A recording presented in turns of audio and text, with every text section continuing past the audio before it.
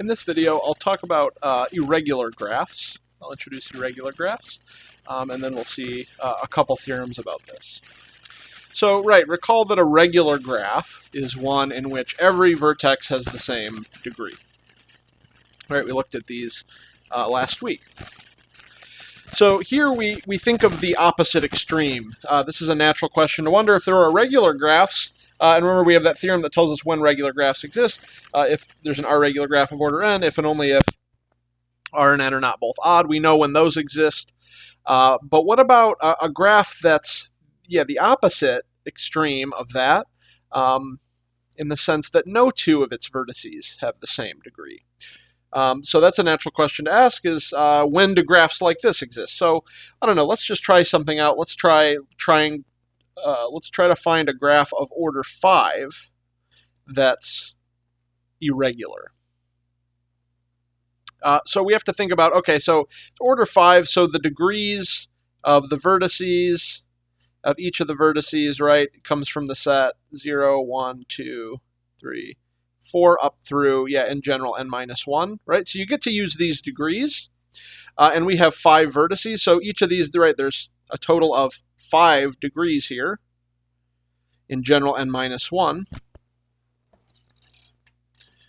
In general n, There are in general n different degrees here, distinct degrees, because we start at 0. And so that means I have to use each of these degrees. So maybe this will be my vertex of degree 0. I need a vertex of degree 1, so maybe I do this. And now I need a vertex of degree 2, so maybe I do that. I need a vertex of degree 3.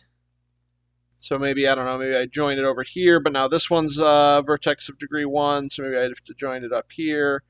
And more importantly, so I don't know, we can try and do this, but more importantly, eventually I'm going to have a vertex of degree 4 in here. That means one of these vertices has to be adjacent to all the rest, Its degree is n minus 1. So maybe that's this vertex up here, vertex degree n minus 1 to everything else. Oh, but look, that just destroyed this. Now there's no vertex of degree 0 anymore. So the point here is that this sort of problem is going to happen every time. So, in general, G, let's say a graph G of order n. G is order n. And irregular. Let's assume we have an irregular graph of order n. Then degree of v is one of these integers, 0, 1, 2, up through n minus 1. For each v. It has to come through here, but there are n integers. So each is used. In particular, there is an isolated vertex, a vertex of degree 0.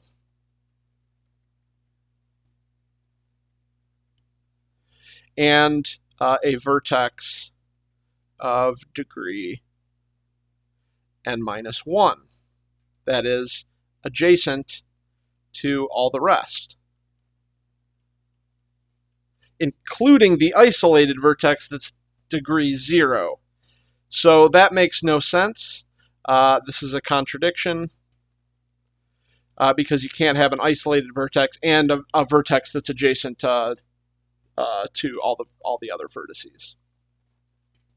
So it just doesn't make sense. You can't have any irregular graphs. So that's the first theorem. So this, we just kind of talked through the theorem of this theorem. There are no irregular graphs.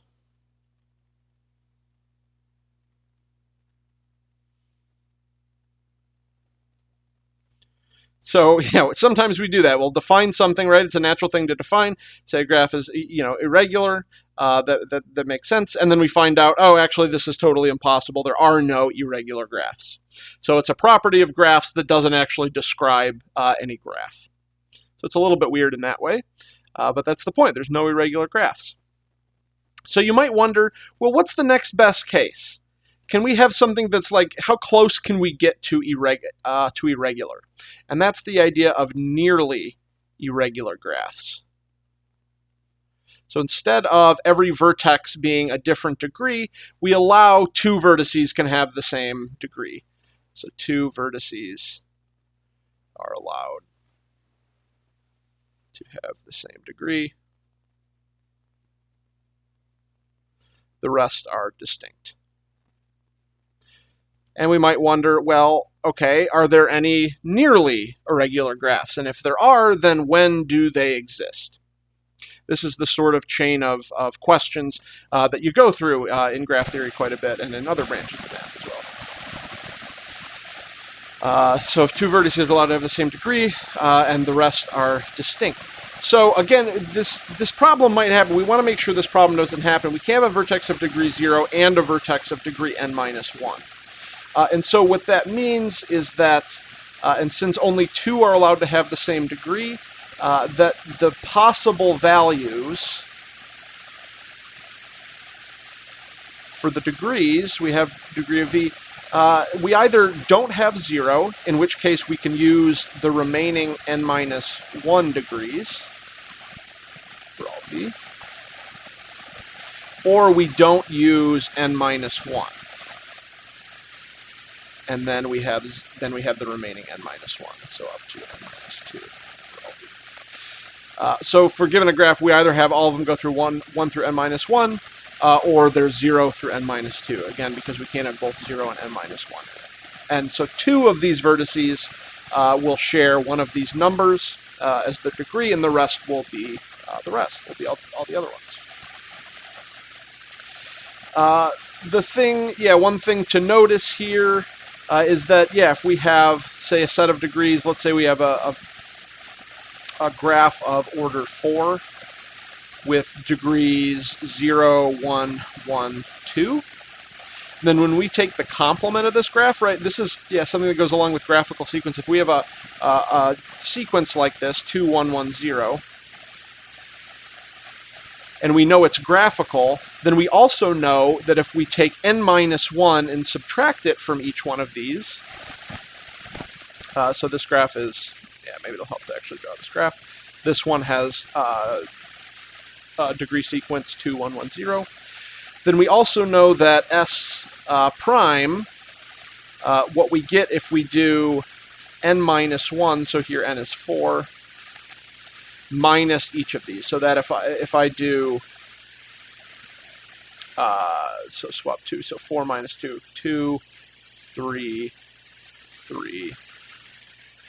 Oh, sorry, no, I want to do n-1 minus each of these. So 3 minus 2, 1, 2, 2, 3.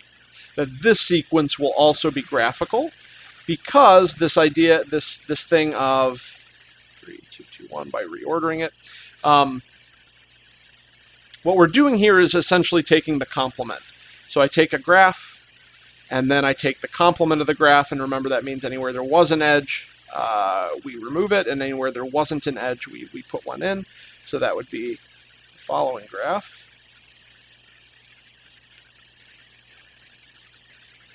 We'll have degree sequence 3, 2, 2, 1.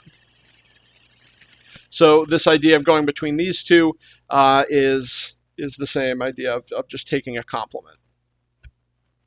So this is important for up here because we see if we take n-1 and subtract each of these from n-1, we'll get this one. So these two graphs are complementary.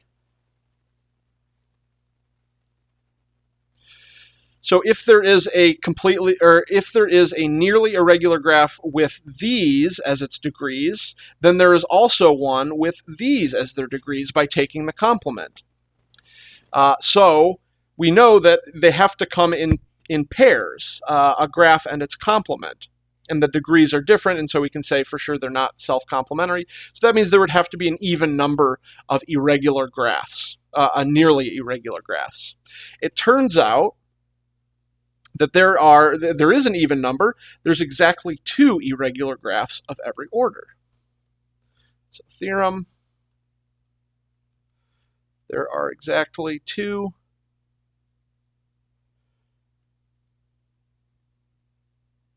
graphs of each order. Now, I encourage you to read through this proof. I'm not going to prove it all, but I'm going to show you the technique that's used in it, how this produces, how we can actually find all of the irregular graphs.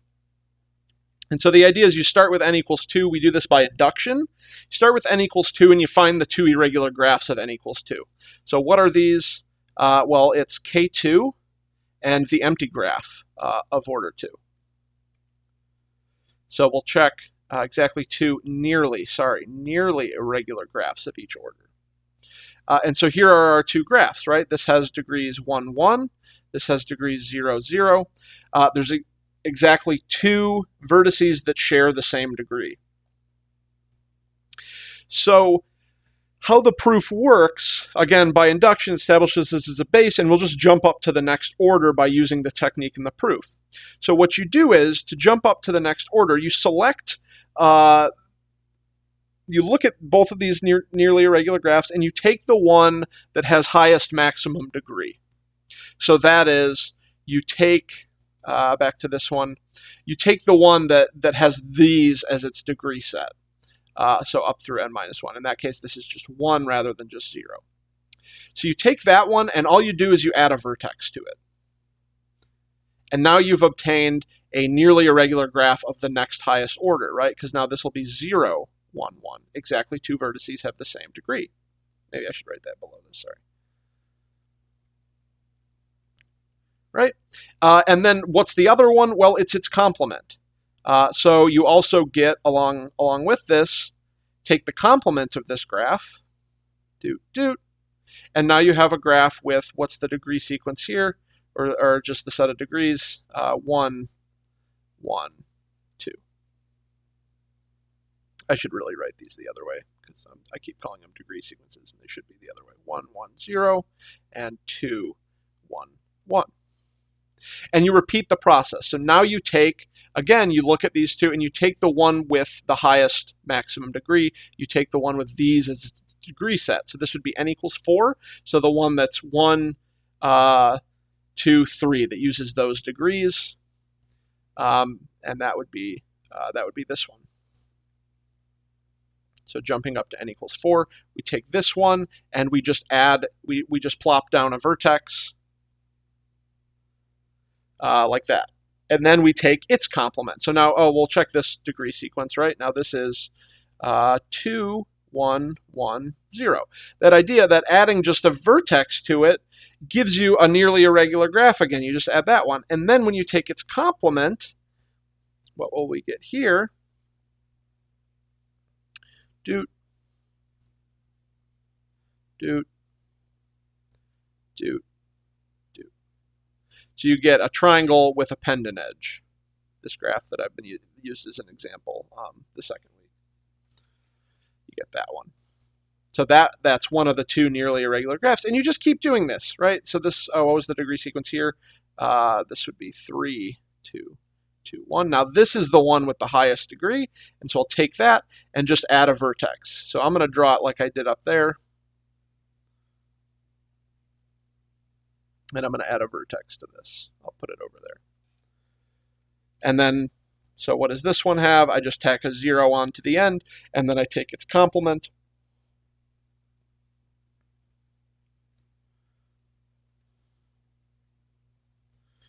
So now, doot.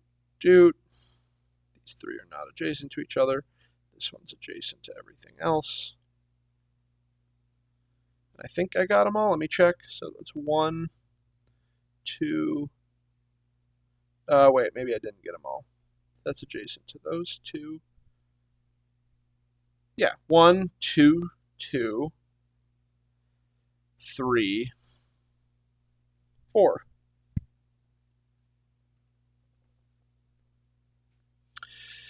And that's the idea. So that's the idea of this proof. It also shows the backward direction. That is that these are the only 2 that you can possibly get. So yeah, watch out for that in the theorem that comes at the very end. It's not a very difficult argument to show that these are the only 2 irregular graphs. And that's the story of irregular graphs. There are none, and there's only 2 graphs of every order that are as close as you can possibly get to being one. That's it.